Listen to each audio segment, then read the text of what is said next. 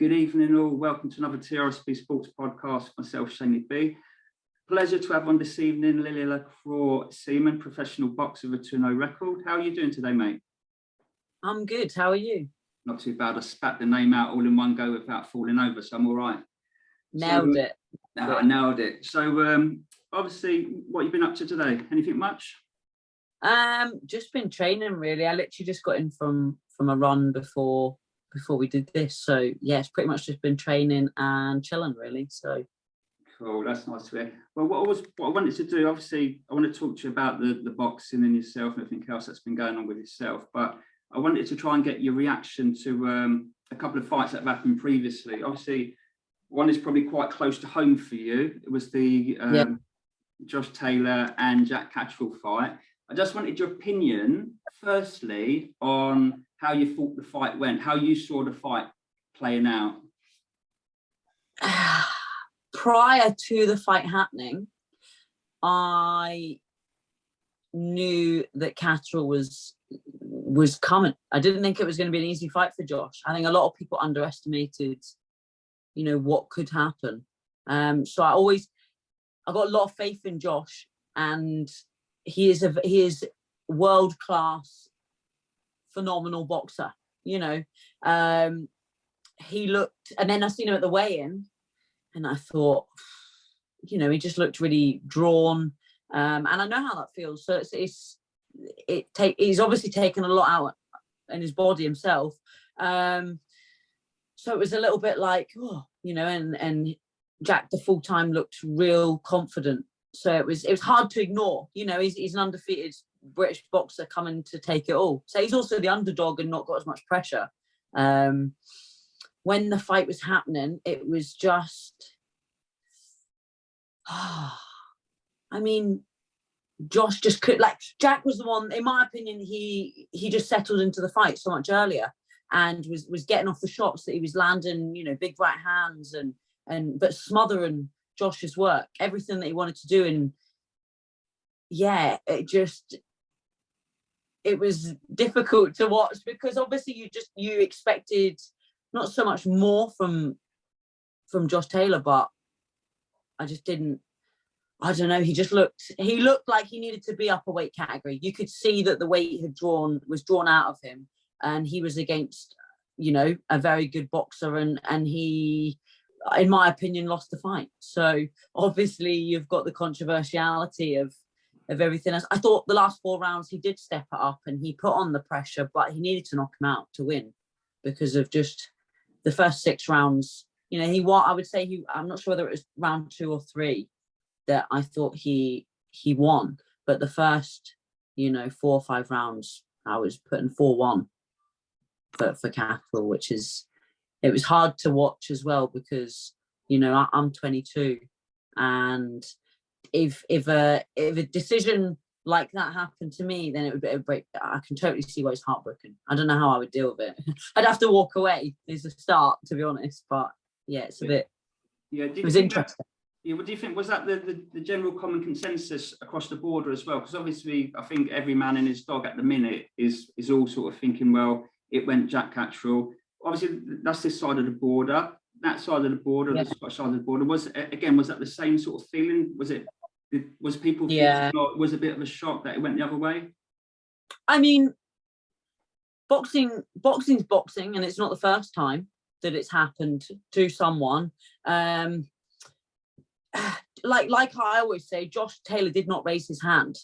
His hand was raised by 3 judges. Yeah. So, and it's difficult when you're fighting and the excitement of winning, but then obviously he's kind of put the post up and said that he's watched it back and he felt he did win. I don't think he did. I just don't think he did. And I think it seriously needs reviewed, hopefully correctly, but I just can't see it.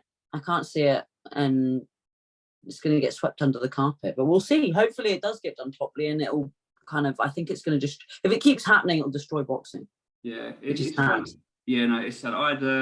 We had Maylis Gangloff on the podcast a couple of weeks ago, the French girl who fought Ebony Bridges, and it was a similar issue in relation to that fight.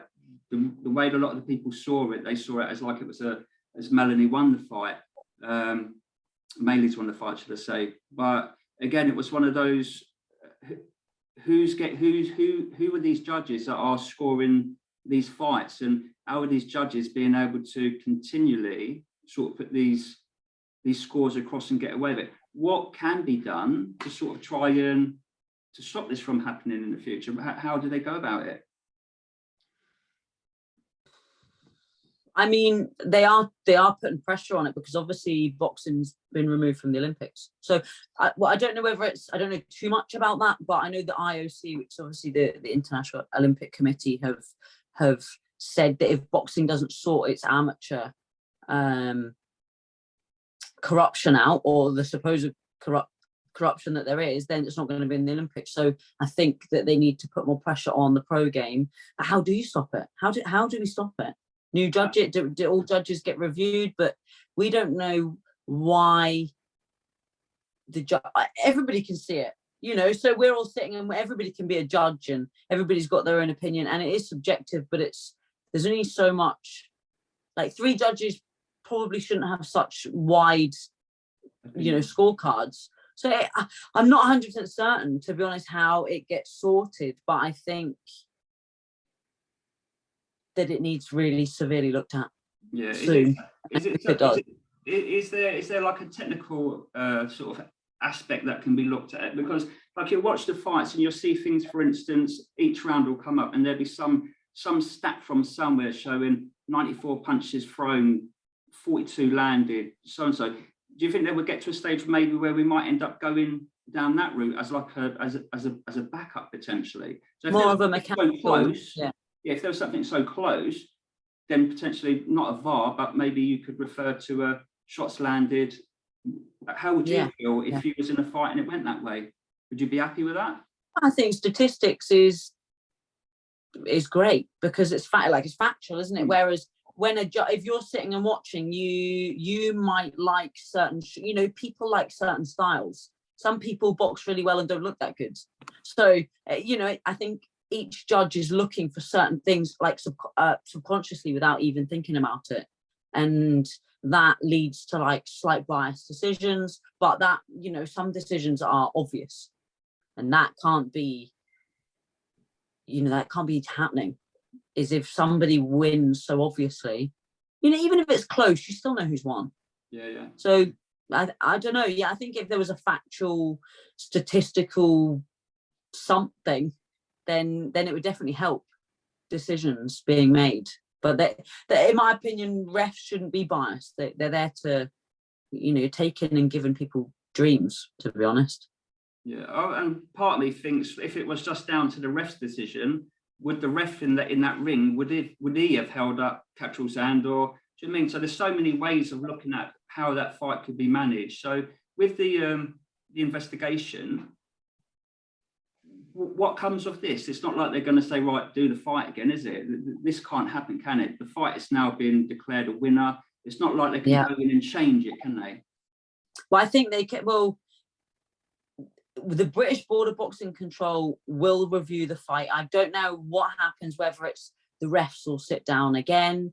And, you know, in my opinion, it'll probably, I'd love to hope that they review it correctly, but it most likely is going to get swept under the carpet. And you've got to look at it like Josh Taylor's never making 140 again. He openly said that in an interview. So if he wants to fight again, it's on his terms at 147.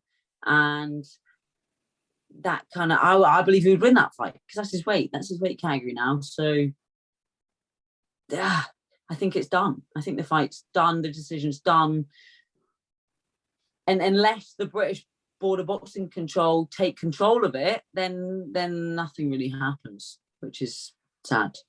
Yeah, I think Jack can take away from it. Obviously, he's like bitterly disappointed, as you would be, like you said yourself, you would be. But I think what Jack can probably take away from it, he can probably go on and continue to perform at a high standard and take titles. So, yeah, do you mean it's her in one respect, but there's part of him that will know how he feels he won the fight, and he should be able to take that on sort of going forward. So, yeah, that's the opinion on that one. The other opinion I wanted from yourself was, it goes back a bit to the undercard of the Eubanks Williams fight, the Claressa Shields fight. Mm. So obviously, Yeah. that was a fight in itself. I think she got a lot of stick, but the girl that Yeah. she fought, I think she was like 20-0 at the point. So she wasn't a mug, the girl that she was fighting, but it seemed like she was getting a lot of stick for not being able to deal with that fight or put that fight away. How did you see it? So I never actually haven't actually watched the full fight. I watched Okay. I think I was actually on a run, and I came in and it was like round 6. Right. So I've not watched the full fight, but I've watched the highlights, and obviously the situation that happened with Savannah as well afterwards, which was interesting. It's good for female boxing to kind of have that. My opinion on the fight: Claressa Shields is a good boxer, and statistically, I mean, I've never sparred her. I would love to. Statistically, she hasn't got that many knockouts, but she Olympic gold. Her pedigree is phenomenal, so you can't underestimate that. And I think that's something that you shouldn't undermine. But yeah, like you say, she's in the ring with a girl that's 20-0. I think she's a world-class boxer. I just don't know in terms of the Marshall fight. I just believe Savannah's got a lot of power, and I rate Savannah Marshall, as potentially pound for pound queen, if you want to put it, of the future. So it's hard for me to see. I think it's going to be great for female boxing, that fight. The fight, however, she dominated. Claressa Shields dominated the fight, like she does in many of her fights. But and her opponent was a credible, good opponent. But when it comes to the beef that goes on, I think Savannah takes it to another level. So we'll just see. But it's like boxer versus, I mean, obviously Savannah's a great boxer as well. And Claressa Shields has obviously got to have some power, because you can see it. There were some shots landing and you can see they're hurting. So she's got power behind her. It's just, I just don't know. Both of them can box, but if Savannah's so accurate in terms of those two. So it's like, if you get hit with that clean shot, doesn't matter how good you are at boxing, you're not going to have any legs left. So it's like, yeah, I don't think she deserves the stick that she gets. I think she can be quite gobby, which is fine. Being gobby, it's what brings excitement. And I think being gobby is good. But what comes with gobbiness is haters, and she definitely brings that upon herself, but she owns it. So I kind of like the way she carries herself sometimes, but I think it's going to be an interesting fight. Yeah, I think like you got there before me, like with Savannah Marshell, but it was like obviously she yawned the fight off, didn't she? She gave it on camera like that while she was watching the fight, and I think she got under her skin, didn't she? The beef after, she got well under her skin. And to be honest, like you said about women's boxing in general, it's probably a fight that gets me excited for it to happen. I want to see that fight happen in the summer. Buzzing for it. Yeah, definitely. With Claressa though, I don't know if she will. I mean, she's too used, I think, to being able to walk through people with her size. Yeah. I think it potentially might be a different ball game with Savannah. Can she deal with Savannah's power? This is the thing. Yeah, well, only time will tell. Well, only time will tell. Yeah, I'm hoping we get that one in the summer. That one will be obviously. I'd love that. I'll definitely be there for that one. Absolutely, I can't miss it.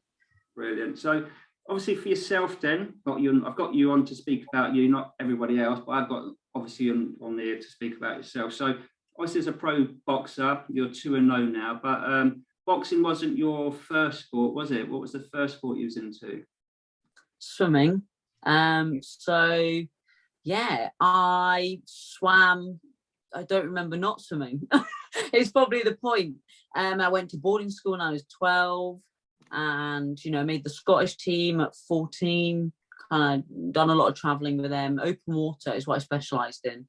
It's obviously swimming in the locks, which is freezing. Yeah. I'm like, what made me do that? I don't even like running outside now. But yeah, swimming was pretty much my life. So it's kind of been nice to do something different. But I miss it. I actually do. I swim kind of a couple of times a week, just part of training. Okay, so when you talk about open water swimming, obviously I swim like a brick, to be honest. I'm not a swimmer, full stop. So in relation to open water swim, what is that? Like you say, you've mentioned lock. So we're not talking about indoor pool swimming. We're talking what we're talking. Outdoors, you can do. It's like in a lock or a lake or a sea. Or like when we went abroad, it would be like we'd go into, like, I remember going to Cyprus and we were swimming in the sea. Sometimes it'll be in a lock. It's like long distance, so it ranges. The race events are like 2K, 5K, and 10K. So it's like pure endurance swimming. Right, so you've definitely got an engine for it, then, haven't you? I'm guessing all of that swimming has probably sort of put you in good stead for where you are now. I saw something where Floyd Mayweather at one point a long time ago was saying how swimming was one of the main things of part of his boxing, a big part of his training. And I didn't really see the logic behind it, but then obviously I started understanding the engine that you can sort of build through that. Great cardio and low intensity for your bones, because running on the streets every night is hard. Some days knees are going to be sore, and just to be able to jump in the pool instead of going for that run can just, take the pressure off your body as well, because we obviously put our bodies through a lot. And that must probably does that give that? I would assume that probably gives you a good bit of confidence knowing that you've got the engine in these fights. Obviously, your fights you're earlier on in the career, but there are potential fights where you might go up to 8 rounds, 10 rounds, and so on. Yeah. Surely you must have quite a bit of confidence in your own engine. Yeah, I mean, that's why we done 6 rounds for my debut against a girl that was very negative. So I knew I had to apply the pressure. So it was going to be a hard 6 rounds, irrelevant, just keeping that pressure on her. And it definitely was. But yeah, I trust my cardio levels. I pretty much, I do a lot of cardio, probably a lot more than a lot of people think. Just because, like, I get bored and I'm like, I'm just going to go for a run. I just do things like that, and I enjoy it. I mean, running when it's cold, it's a bit like, going out to do the run, but afterwards, I love the feeling once you've finished it. So yeah, I definitely know that. I mean, I've never done a 10-round fight, so I don't know what it's like, but I believe I could make it through a 10-round fight right now. So hopefully within the next couple of fights, I'll go up to 8 and then look for a title, really. And I trust my ability that whenever I take a 10-round fight, that I'll be ready for it. And I'll be able to train and be able to do the 10 rounds comfortably. Yeah, so I was going to go just back a little bit before obviously getting into your fight. So from swimming, you stepped into boxing. I saw something about it. It was something to do with a boxercise exercise. Yeah. That you went to or something, and that sort of got you into it. And apparently from that point, after having the boxercise, maybe, I don't know, was it just on bags, or was it just literally an exercise lesson, boxing? Me and my mum, we went on the bags, and it was actually with an ex-professional boxer. I'm trying to think of his name. His first name's Frankie. I'm not sure what his surname was. He just took a boxercise class in the gym, and me and my mum went down there, and I loved it. I just loved it was such good fitness, and I felt so unfit doing it, to be honest, because it was so different to swimming. But I loved it, and I was like, I want to fight. And he would then take me we started going on the pads, and I just built up from there. Purely, never, literally at 18 years old, and never put a pair of gloves on. So it was interesting to learn something new, because so that obviously at 18 I stopped swimming for a year just to focus on school, just as a backup, because swimming's not got too much finances, and it was hard to kind of figure out where you were going in life. Did I need a backup? Just something that will stick with me. So I had to go to school. I've always gone to school. I had to get good. My mom pushed me to get good grades, but during that time, that year, I just started boxing to keep fit and loved it. And from there, then, all of a sudden you're getting involved in a couple of white collar fights. So you've gone from swimming, boxercise with mum, to thinking, right, I'm going to give someone a hiding in a white collar match. And that was the next progression. That was it, was it? I just became obsessed with it. I've kind of got a bit, I wouldn't say I've got an obsessive personality, but with things I enjoy, I'm like all or nothing. So I just, all of a sudden, it was everything it was just, I couldn't stop speaking about it, and was watching videos, and I wanted to better myself in it. And then I was like, right, I'm going to fight. And I had my first, I think I had 3 white collar fights, and I just loved it. I loved like battering their feet. Like, I like getting punched and then punching somebody, and I just wanted to learn more. I wanted to learn how to box properly as well, because I was like, oh. Yeah, so again, I guess from that was then going to the amateurs. That was part of the natural progression, to learn a little bit more and get into the amateurs.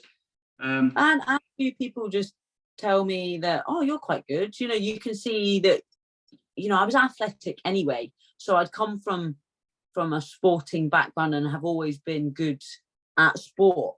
So they were like, you should do this properly. You're still young. You've got so much time to learn. Go try amateur. So I went to an amateur gym, and that was the start of my amateur career. And how many amateur fights did you actually get involved in? Give or take a few. Less than 10. Was it? Which a lot of people don't know that. A lot of people think I've had a lot more fights than I've actually had.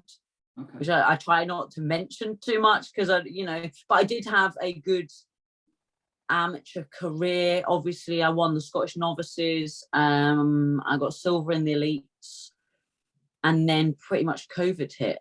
So that was kind of like, weren't allowed in the gym, I was almost just learning how to box properly and fully understanding everything. And then COVID hit, and just kind of literally the week we were weighing in for the Scottish elites, 2020, I think it was.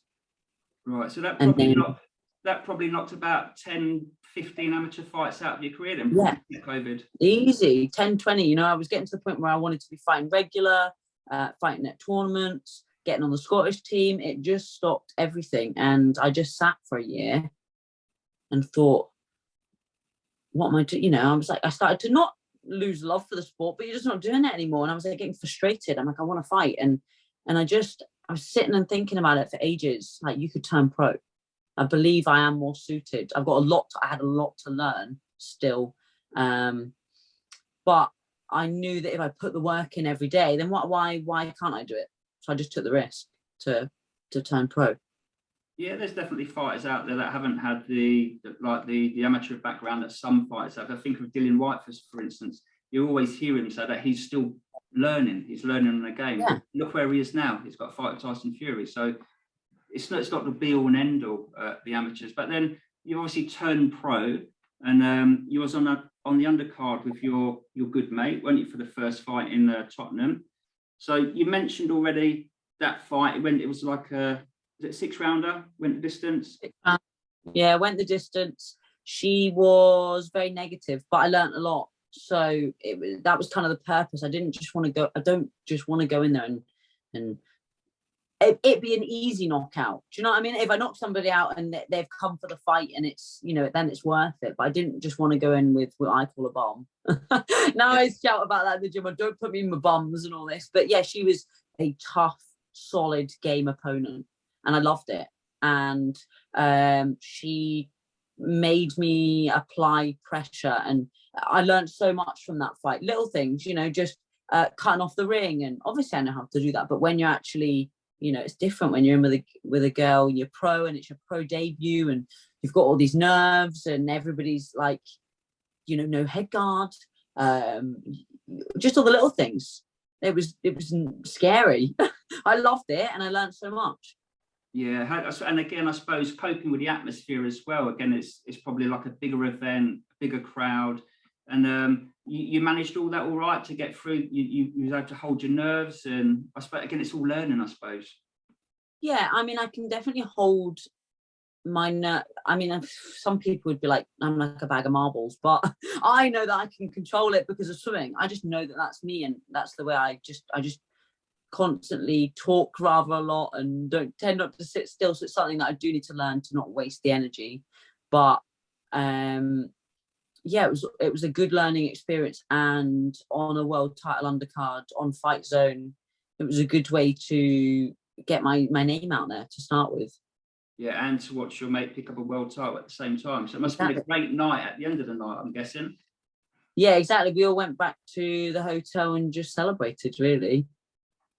And it was, I mean, I'm buzzing for her because I know she's working her ass off, obviously. She's just announced her first title defence, so that'll be interesting to see up in Glasgow as well. Okay, so then obviously got the second fight. So like I say, I think with like a new boxer or a pro at the beginning of the career, every fight is almost like it's a continual learning curve for yourself, especially like you say in relation to the amateurs. So the second fight you had, I think that was that in closer to your hometown or your area? Yeah, just about half an hour from where I live. I took the card because I seen my friend was on it and she'd put a post up, and I thought, oh, I'm down for Christmas that week. I'm like, do you want to try to get? Yeah, so I was like, oh, I may as well just fight at the same time. So I'd obviously spoke to Sam, my manager, and he managed to get me on the card. So it was exciting to be at home. A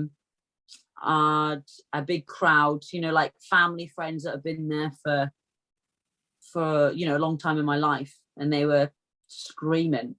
So it was a bit, it was a totally different card, a totally different situation, place. I ended up being the float, which was interesting. I don't know if obviously you get somebody that, so it was hard being the float because I ended up not fighting until 11:30 at night, and I'm normally in my bed by that time. So it was like I was having to warm up, cool down, warm up, not really know what was going on. It started a little bit late. There was a few little issues here and there, and it was, but I just had to deal with it, and I had to not let that take away the fact that I'm fighting tonight. So I just took it in my stride and got the job done, is probably the best way to put it. Yeah, I suppose you're having to sort of keep your focus and your attention all while that night's going on. So are there points where someone's saying, oh, you might be fighting in the next half hour, and then no, it's going to be in an hour and a half? Yeah, so it literally just matters if somebody knocks somebody out, because obviously it's on Sky. So Sky have set times for set fights. And if somebody gets knocked out, they need to put another fight on. And basically nobody got knocked out, so I was just waiting until the end. But it was so close. Some fights were like, oh, that's gonna go, and you're like, right, gloves on. I just ended up keeping my gloves on, and you need a pee and you take gloves. It's all these things, and I'm so glad I had that experience so early on, because it's hard, it's tiring. And your performance on the night for that one, how did you rate your performance? Obviously, fight before, like you say, it's all about learning. Did you feel you progressed? Did you put things into place that you were trained to do, and it come off for you? Did it all go plan? Yeah, I obviously got a third round TKO. The ref kind of stopped it. I believe I could have knocked her out in the first round, but Gary, my coach, we discussed between rounds 2 and 4. So he just wanted me to get a couple of rounds. I was kind of carrying her through the fight, is probably the best way to put it, which was frustrating for me, because I was like, I want you to fight me. I quite like, I've almost not had a war, but I probably shouldn't want a war. I don't want to get caught up in a war, but there's a little part of me that is almost ready for a step up. So it was kind of one of those fights where it was a little bit frustrating. I was having to ignore my intuition of just going and taking this girl out, which is what I wanted to do, and just waiting and working on things. And I was getting shouted instructions, and I had to listen, which I did. So I know that Gary was really happy with that performance, because I could have just gone in there and not listened and just knocked her out, whereas I just knew that they wanted me to get the rounds. So it was a little bit frustrating, but I came away learning a lot. Yeah, I suppose at the end of the day, if you bang them out in the first round, then what did you learn from the fight? You learned that you can bang someone out. You didn't take anything from it. So I can understand it probably is if you're in that situation, you think, oh, I could land one right now and I could Sparko out, put her out. Yeah. But no, stick and move, cut her off, stick and move. It is all of that learning. So you've got your fight coming up then. So we might as well talk about the next fight coming up 9 days time on the 12th of March at the Crown Plaza Hotel in Glasgow. Do you know who your opponent is for that fight? I did. And then the board, I don't know how you say it, rejected it because she'd been a bit inactive. But she was a good fighter. A winning record, had knocked out 6 of her opponents, was ranked in the top 10. So I was excited for the fight, and we found out this week that they've turned it down. So we're looking for somebody. If anyone wants to, jump in the ring, we'll put this out tonight, and maybe we'll get someone.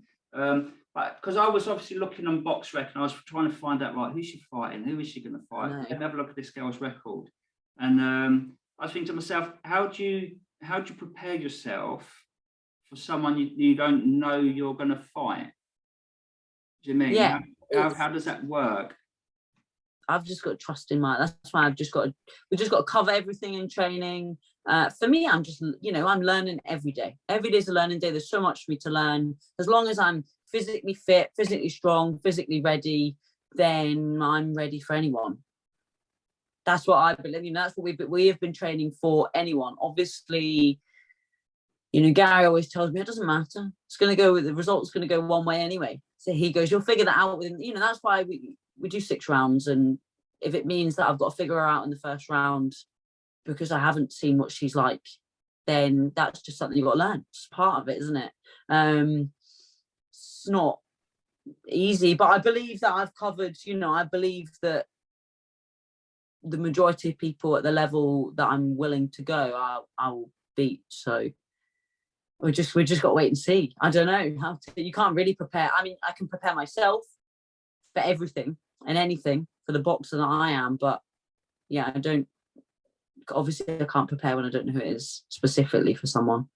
Yeah, so have you been in this situation before then where you are fighting someone and you know nothing of them?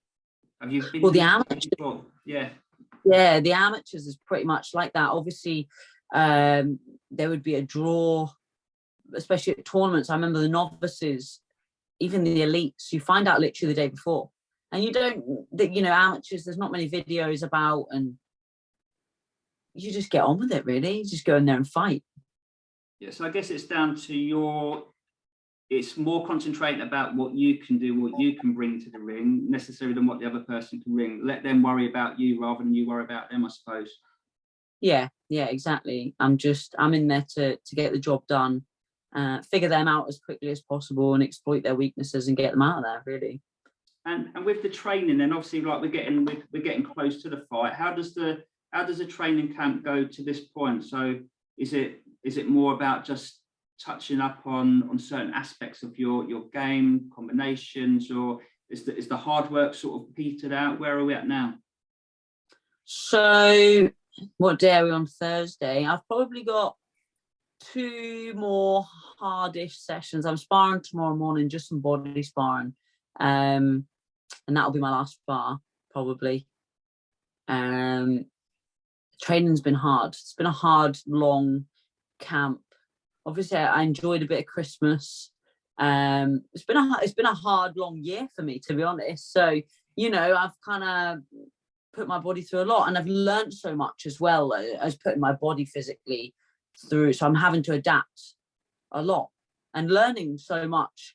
So this camp's we've just been learning a lot of movement. I've been doing a lot of movement since being with Gary, learning slip punches, just think. He's always like, always be aware, always be expect the unexpected. And we've kind of been doing a lot of that. I do a lot of sparring on Sunday morning with some heavier guys. So, my body gets bruised left, right and centre. So I'm prepared for all angles. Got female sparring up here. Right now, I'm pretty much, next week will just be easy. Obviously weighing in next Friday. My mum comes up next. My mum lives in England, so she's coming up Thursday. Probably just go for a light run. The rest of the week, yeah, it'll just be, I've got 2-3 pound to drop this week. So nothing mental, but just go for a couple of light runs. Maybe a couple of rounds of pads in the morning. Gary likes it where fight week, we just do not the bare minimum, very little, but it makes me angry because I want to do more. So he's like, by Saturday night, he's like, you're wanting to take a head off, because it's like we're not even getting into the fun bit. We're just doing a little bit, and then you've got to go home and sit and be like, oh. So basically teasing with the pads, basically. Yeah, he's just teasing it, exactly that. And then I get to the weigh-in, eat something nice after the weigh-in, which I can't wait for. I kind of sit roughly around weight anyway, but it's still nice. I still eat healthy. That's what people don't realize. It's like nice to just go and sit and eat like a nice Nando's and chips or something, just chips. I don't eat any chips. And then obviously ready for the fight on Saturday night. So with the weight and nutrition, you're all good for that. You're sort of like you're staying in around the weight. You're not someone who sort of like goes up. You're in and around, and fight week you can get down and you're ready. Yeah, I mean, I sometimes put a bit of weight on, over Christmas, and it's kind of natural when you're not training as much. But in terms of, I don't do like a huge big weight cut. I don't like weigh myself every week to get down to a weight. I kind of learned that from the amateurs. I weren't too good at making weight at the amateurs because it would get sprung upon you. And I just thought, and when I turn pro, that I'm going to do this properly. Healthy. I want to be healthy. I want to be fit. I don't want to be drawn and dehydrated. I mean, you can see that, I'm eating healthier, and I'm maybe not eating as, I'm eating slightly less, but it's nothing particularly, it's not too hard for me. Maybe if I dropped to welterweight, that would be harder, but I'm comfortable sitting at super welter at the minute. Well, that's all good. I'm just going to say, in relation to sort of end of the fight, finish the fight, victorious, winning and everything and all that sort of stuff. And what's the night out like then? Do you let your hair down? Do you think, right, do you know what, we can do it now? Or do we take a week off? Or is it, let's concentrate, let's get back into something? I mean, the night after, like the moments after the fight, it's just nice to be with family and friends and celebrate. I'm not too much of a big drinker, so it would be more forced. I'm scared because I don't drink that much. Like if I drink any more than 3 drinks, I'll be falling about.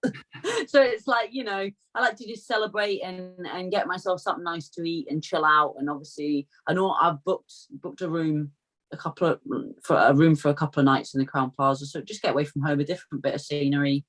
And if anyone wants to go out, I'll go out. But however, I still like to go and eat like a spicy chicken pizza or something. I'm like that. Already got it planned. But straight back into train. I don't really like to, even if it's not boxing, I'll still be training. I'll still be doing something. I'm in the gym. I like feel, it's good for your mental health. It's good to go for a run and clear your head. And I'm definitely going to go on a holiday, I think, after this fight. Yeah. Which I wouldn't normally do. I was going to say, it sounds like you probably deserve holiday after like the year, like the hard work that you've put in. So you enjoy your holiday. I was just going to say it's been an absolute pleasure having you on this evening. Tickets available for the fight still? Can tickets be bought?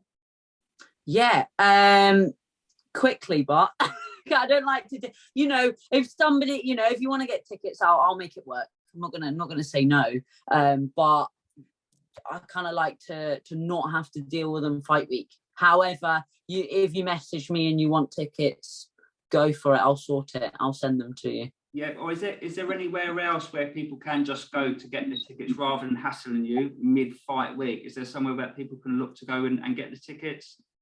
I think it's just directly from the boxes, or you can get it off the. I'm pretty sure if you message like Kinnick Boxing, then you would get that. But I would probably normally pass one to my mum.